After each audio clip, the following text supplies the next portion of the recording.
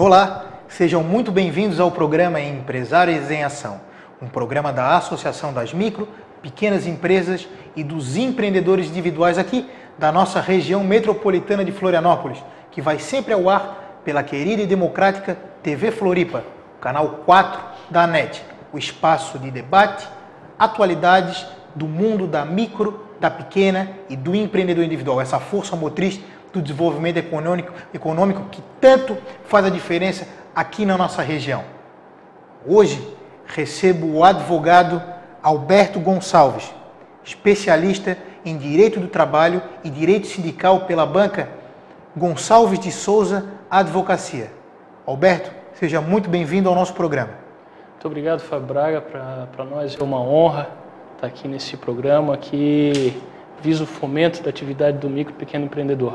Bom, Alberto, hoje, meus amigos, um especial sobre direito de trabalho, as negociações, as relações entre o empresário de uma microempresa e o seu colaborador.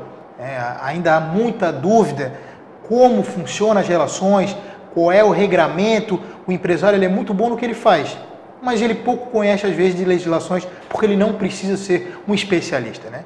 A diferença de grandes empresas que têm um corpo contábil, um corpo de advocacia, um corpo de RH muito bem formado, o empresário de microempresa é ele e o seu colaborador, e por vezes não conhece da legislação. E esse programa de hoje vamos buscar solucionar e buscar trazer informações sobre relação trabalhista entre o empresário de microempresa e o seu colaborador.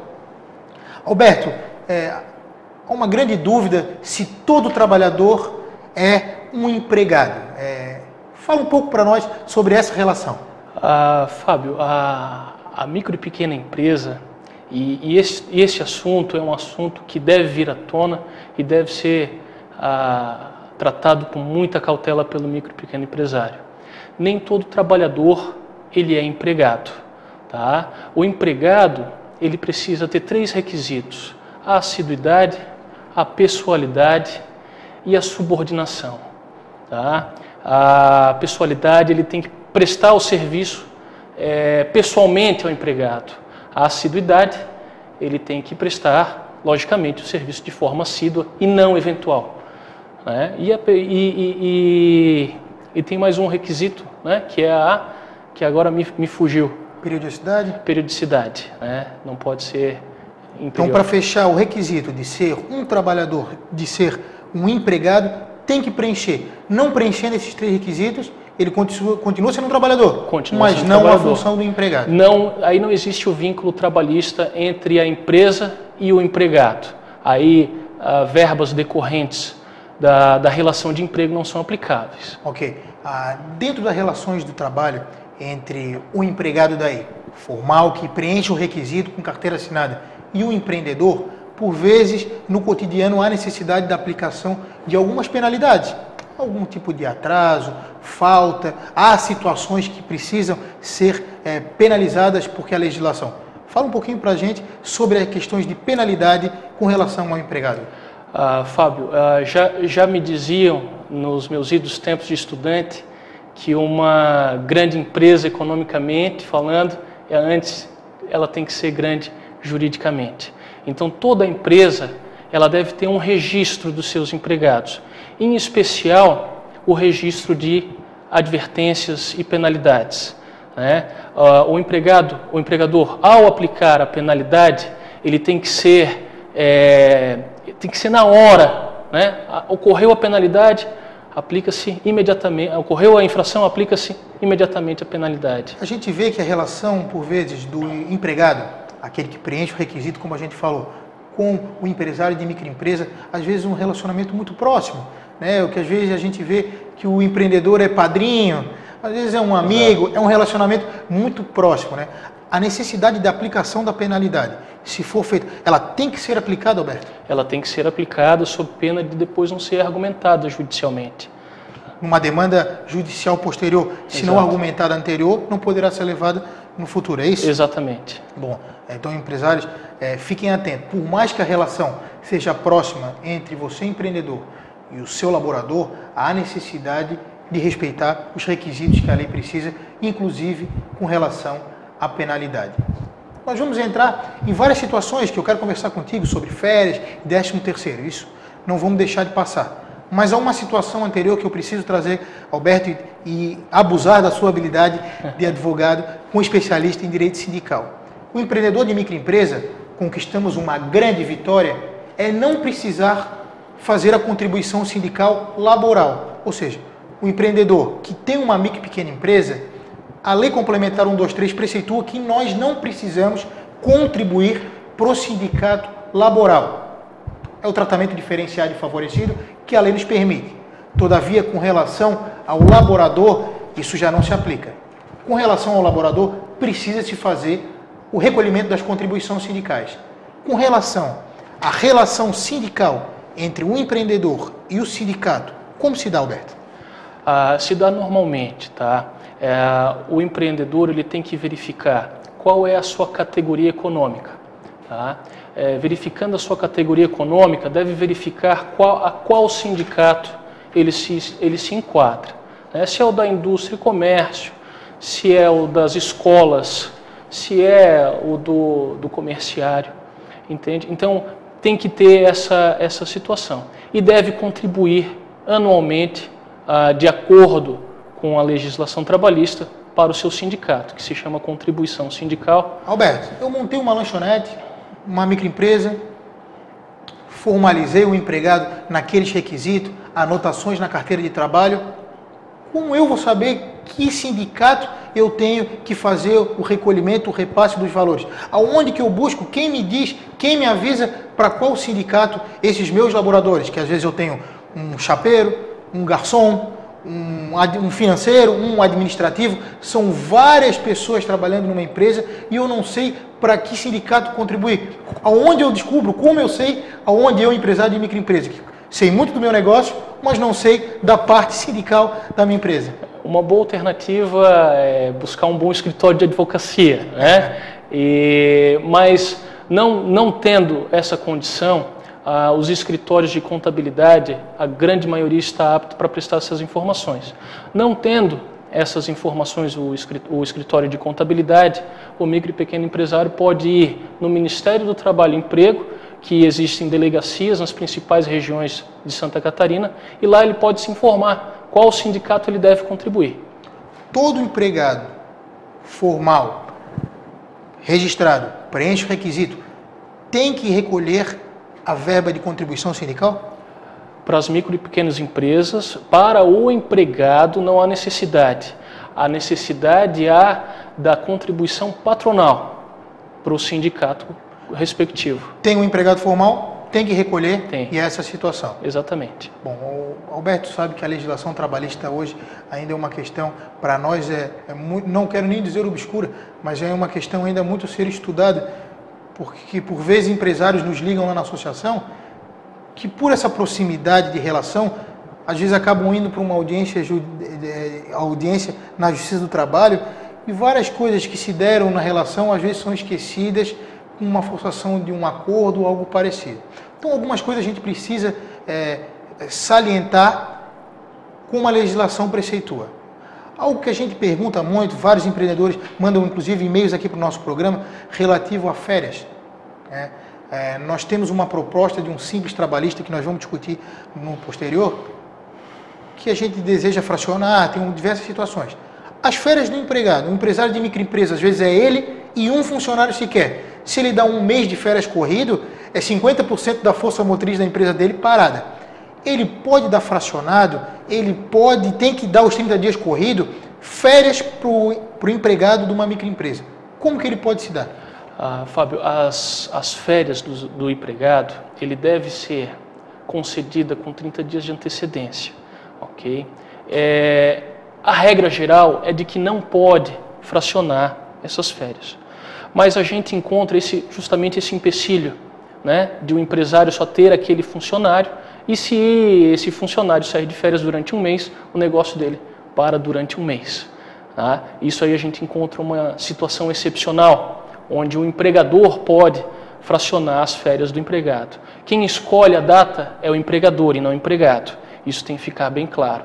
O empregador, para ele evitar prejuízos futuros, ele deve manter tudo registrado. Ele tem que ter um caderninho para cada funcionário, ou um caderno para os funcionários, onde conste todo o histórico de férias, penalidades, livro-ponto, entrada e saída de forma regular, inclusive a concessão de férias. Mas esse fracionamento, então, ele é uma liberalidade, um acordo entre empregado e empregador, ou a legislação trabalhista permite que haja este fracionamento?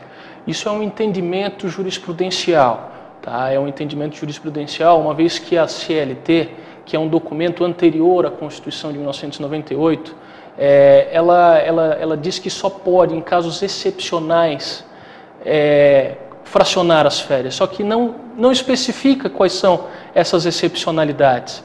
Então, o tribunal entende que a excepcionalidade ela vem de acordo com a necessidade do empregador, da empresa e do trabalho. Como não há um regramento ainda, a gente pisa muito em ovos com relação a isso, né? Há uma proposta da Associação de Micro e Pequenas Empresas aqui da AMP Metropolitana, da Federação, a FAMPESC, onde visitamos 23 municípios do estado, Alberto, colhendo informações dos empreendedores na ponta de quais seriam as maiores demandas trabalhistas que precisariam ser flexibilizadas. Em nenhum momento se debateu retirar direito, mas sim flexibilizar. Essa questão que o Alberto colocou agora, de parcelamento de férias, que não há uma legislação que regulamente, ipsilis, na letra, como deve ser feito, mas sim um entendimento, ainda nos deixa muito pisando em ovos. Um entendimento que nós poderíamos fracionar, talvez em 3 períodos diferentes. E eu digo, não tenho vergonha de dizer, na prática, muitas empresas assim já adotam, pela necessidade de se fracionar, porque senão, de uma empresa que tem um funcionário e um sócio, 50% da força motriz, se ele pegar 30 dias, já está comprometida. A necessidade de se positivar uma relação que já acontece na prática, eu vejo extremamente importante, Alberto. Deixar mais flexível relações entre o empreendedor e o seu laborador para que isso aconteça de coisa mais fácil. O que tu acha sobre isso? Fábio, um grande instrumento preventivo que muitas vezes é esquecido pelo empresário é a relação com o sindicato dos empregados.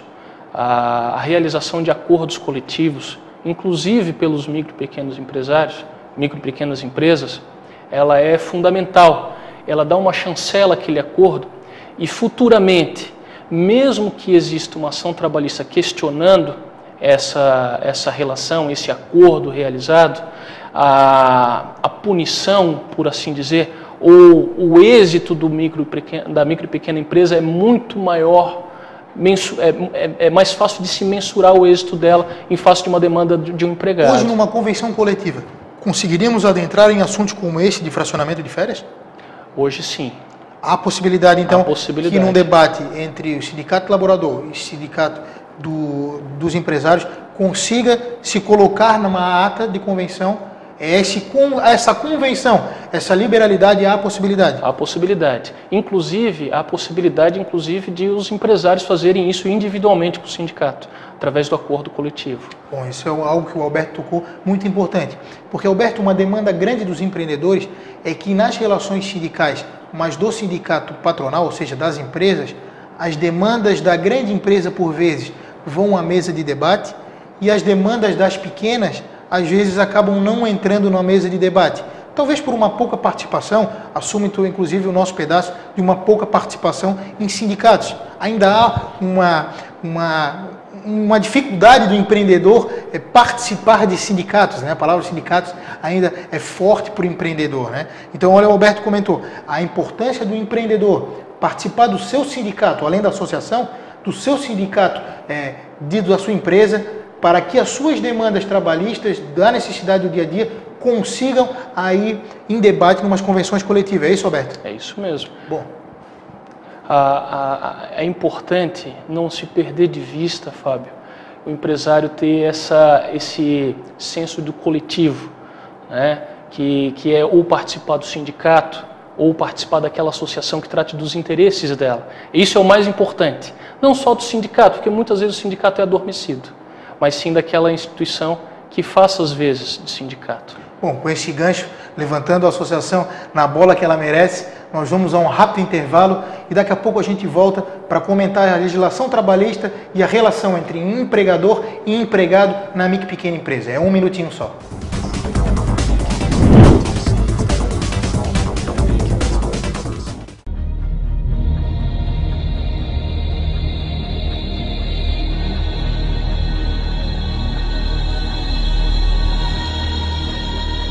TV Floripa. Você vê, você ouve, você sente a diferença.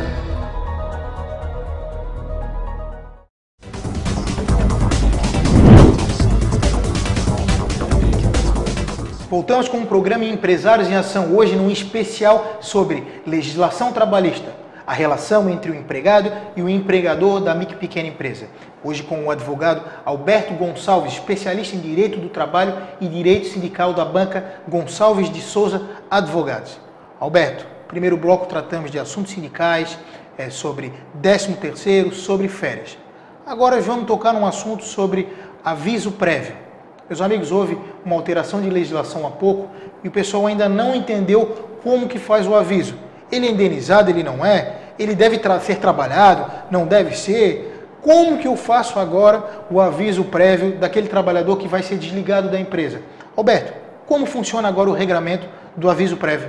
Hoje nós tivemos uma legislação que regulamentou o artigo 7º da Constituição Federal, que trata do aviso prévio proporcional ao tempo de contribuição. Essa lei ela fala que a cada ano de trabalho, o empregado ele tem direito a mais 3 dias de aviso prévio. Ou seja, o empregado trabalhou 1 ano, vai ser demitido depois de 1 ano e 1 dia, o aviso prévio, ao invés de ser 30 dias, vão ser 33 dias. E assim por diante, no máximo, até chegar aos 90 dias.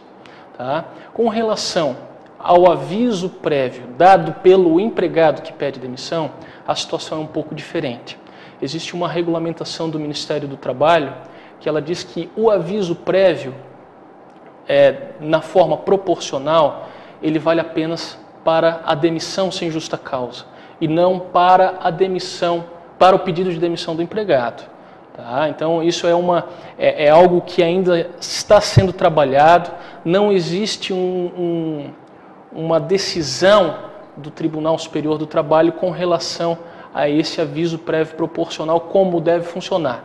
Mas sugiro aos empresários que tomem essa cautela, que o empregado que pede demissão, o aviso prévio dele é de 30 dias. Bom, ou eu sou um empreendedor, tenho um funcionário, se vou demiti-lo, eu tenho que aplicar a regra da proporcionalidade, da regra do tempo de trabalho. Justo. Cada ano que ele trabalha, a cada ano 3 dias. 3 dias. Essa é a regra que eu tenho que ser observado. Justo. Se é ele que pede a demissão, prazo 30 dias. Se a demissão é por justa causa, o prazo não existe de aviso prévio. Se a demissão é por justa causa, ele é demitido de imediato e não tem direito sequer a aviso prévio. Se eu tenho justa causa, fiz o procedimento para verificar que de fato houve a justa causa. Eu posso demiti-lo hoje, amanhã ele já não precisa mais estar na empresa, é isso? Justamente, amanhã ele não precisa mais trabalhar. O que é o aviso prévio indenizável ou não indenizável, ou qualquer outro aviso prévio indenizável ou não indenizável que existe? O aviso prévio, ele nada mais é, Fábio, do que uma indenização àquele que teve rescindido o seu contrato, tanto o empregado quanto o empregador. Tá? A legislação trabalhista, ela garante ao empregado esse benefício de a cada ano trabalhado, 3 dias a mais de aviso prévio. E ao empregador da mesma forma. O aviso prévio indenizado é quando o empregador não deseja mais que o empregado esteja na empresa.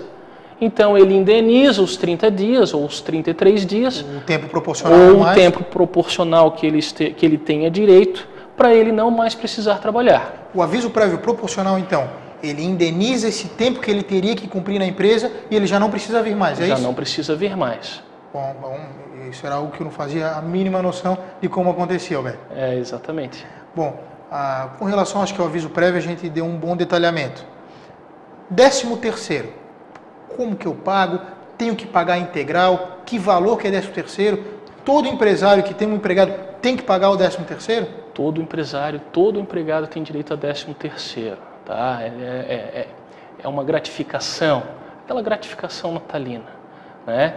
E ele pode ser pago tanto em uma parcela só, como em 2 parcelas, sendo que a primeira deve ser paga até dia 30 de novembro de cada ano. Fracionar em mais de 2 vezes, há possibilidade do empreendedor fazer?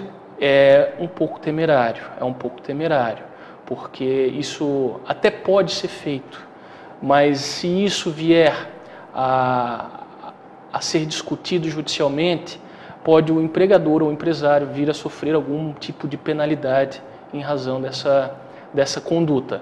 Sugiro sempre a fazer um acordo coletivo de trabalho com o sindicato. Não tendo possibilidade de pagar a parcela integral ou em até 2 vezes, que procure o sindicato dos empregados e faça um acordo coletivo. Não há problema nenhum dessa forma. O empregado vai estar se garantindo o seu direito ou a sua economia diante desses direitos trabalhistas. Bom, meus amigos, quando nós falamos num simples trabalhista, uma legislação específica para relações trabalhistas entre micro e pequena empresa, é exatamente isso.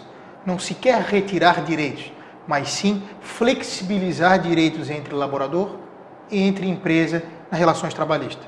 Fracionar o pagamento do 13º, fracionar a concessão de férias em prazos, é isso que o empreendedor de microempresa talvez precise. Não se quer retirar férias, não se quer retirar o 13º, quer se flexibilizar a forma de pagamento e a forma de concessão. É isso que uma legislação trabalhista simples e flexível é que hoje urge a necessidade para o empreendedor de micro e pequena empresa. Alberto, eu ouço muito falar em PAT. O que é o PAT? O PAT é o Plano de Alimentação do Trabalhador. Tá? É um programa do Ministério do Trabalho em que visa desonerar o empresário daquelas verbas que seriam de caráter alimentar. Uma vez que o empregador, ele paga ao funcionário o vale alimentação ou a alimentação, aquela verba ela se torna verba salarial. A partir desse momento que esse dinheirinho que o empresário dá passa a incidir FGTS, INSS, 13º, enfim, todas essas verbas decorrentes do salário, que refletem através do salário. Mas ele é obrigado a dar o vale alimentação ou é condicional? É condicional, isso é um benefício. Se ele deu o benefício, implica nesses reflexos que tu comentaste. Implica nesses reflexos. O PAT veio justamente para desonerar o empregador dessas verbas. O PAT ele consiste no seguinte: cada parte da relação de trabalho contribui com um valor. Logicamente, o empregado com uma parcela mínima e o empregador com aquela parcela efetiva do vale alimentação. Mas eu sou um empreendedor. Como é que eu faço então para ter o benefício do PAT? A minha empresa, o PAT tem um endereço, tem um local, onde é que eu vou para estar no PAT? É no Ministério do Trabalho e Emprego. O empresário deve procurar uma das delegacias do trabalho e fazer sua inscrição. Qualquer microempresa tem alguma condicionante para quem não pode? Alguém pode? Qualquer um pode? Qualquer empresa que tem um empregado formal pode aderir ao PAT? Qualquer empresa. Participando desse programa, né, fazendo a sua inscrição, pagando as verbas trabalhistas, tendo as suas negativas de débito, pode participar desse programa. Você, como advogado, sugere ao empreendedor que faça a adesão ao PAT da sua empresa? Sugiro que faça adesão, é muito importante. É algo desonerante ao empresário. Ótimo. Vale transporte. Como se dá a questão do vale transporte?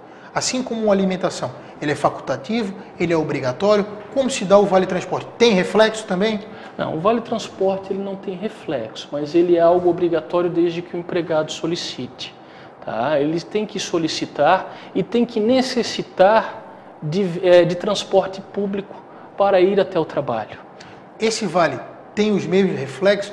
Numa demanda trabalhista pode ser pedido reflexo, pode ser pedido que incorpore o salário, como funciona? Não, o vale transporte ele não incorpora ao salário, ele faz parte da remuneração, é outro instituto. Salário e remuneração são coisas diferentes. Então, o Vale Transporte é uma verba que faz parte da remuneração do empregado. Ele não tem reflexos. Bom, assim como o salário e remuneração são diferentes, e Vale Transporte é uma remuneração, que mais remunerações poderiam ter para o empreendedor de microempresa, Alberto? Aquela gratificação por produtividade que é paga esporadicamente ao empregado. Que deve ser pago por dentro. Isso tudo por dentro. Tudo por dentro. Essa seria uma remuneração, não seria um salário. Um salário.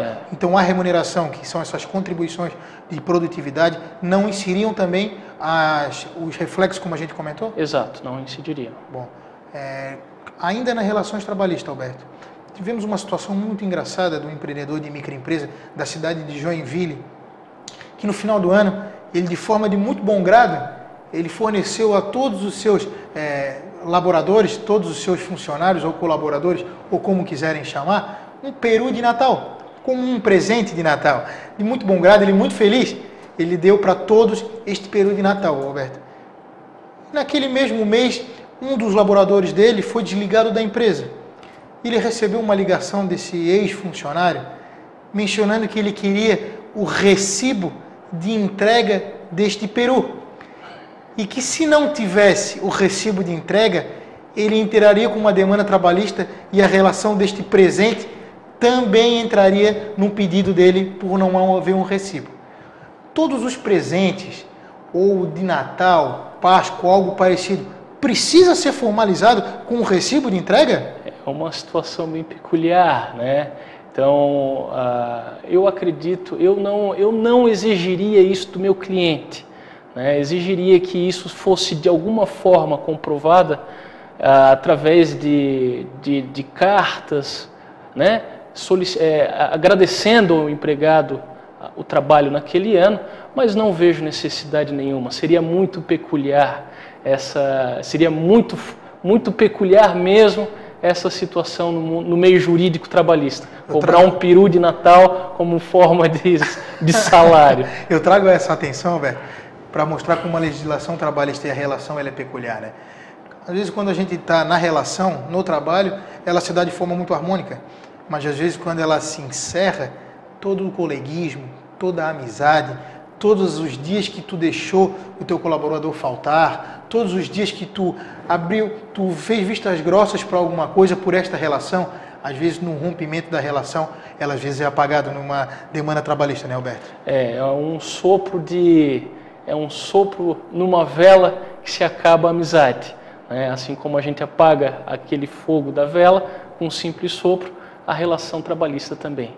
Ela vem de uma forma, para o empresário vem muitas vezes de uma forma muito surpreendente, que é aquele empregado que sempre foi querido pela empresa e muitas vezes por situações financeiras desfavoráveis da empresa, esse empregado deve ser desligado.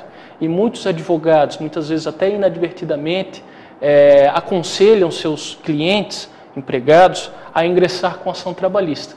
E esse é um problema que a gente enfrenta na Justiça do Trabalho, quando vai defender a empresa, né? A empresa já chega lá com um débito, né? Com um débito. Já chega culpada, né? Já chega culpada, né? Então, muitas vezes é importante que a empresa se resguarde no decorrer do contrato de trabalho para que nessas situações tenha como provar. Tem uma guarida. Tem uma guarida, exatamente. Bom, Alberto, assim, com todas essas especificações que tu fizeste, eu ressalto a necessidade do empreendedor sempre ter ao seu lado um contador de confiança e um advogado de confiança para que sempre oriente da melhor forma para evitar qualquer percalço ou qualquer surpresa no futuro. Alberto, eu te agradeço pela presença no nosso programa, te parabenizo pelo belo trabalho que tu vem fazendo à frente da tua banca e faço votos de muito sucesso na advocacia, porque tu és um jovem fenomenal e brilhante e terás um futuro brilhante na advocacia.